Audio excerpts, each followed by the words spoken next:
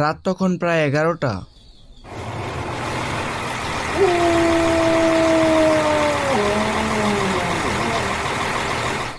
একটি পুরনো বাস থামলো গ্রামের শেষ মাথায়। বাস থেকে নামলো রাশেদ। সে প্রায় 5 বছর পর ফিরেছে তার শৈশবের গ্রামে।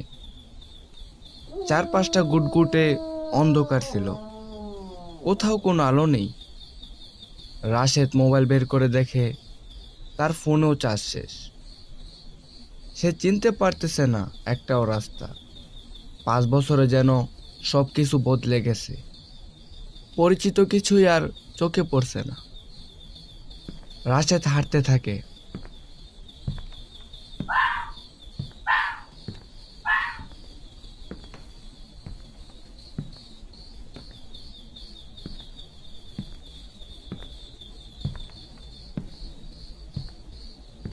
হাঁটতে হাঁটতে ক্লান্ত হয়ে পড়ে রাশেদ। হঠাৎ দেখে রাস্তার পাশে একটি ফাঁকা দোকান, সামনে রাখা একটি কাঠের টেবিল। সে গিয়ে বসে পড়ে সেখানে। শরীর আর মাথা দুটোই ভারী হয়ে উঠেছে তার। রাশেদ ভাবে আজ রাতটা এখানেই কাটিয়ে দিবে। সে ধীরে ধীরে ঘুমিয়ে পড়ে টেবিলে।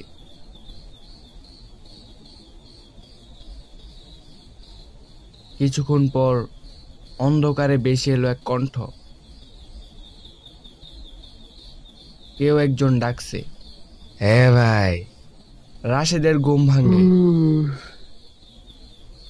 সামনে দেখতে পায় একজন মধ্যবয়স্ক লোক। মুখটা অন্ধকারে স্পষ্ট দেখা যাচ্ছে না।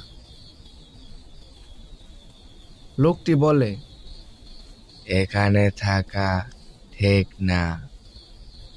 বেশ কিছু বছর আগে এখানে এক অ্যাক্সিডেন্টে মারা গিয়েছিল একজন লোক।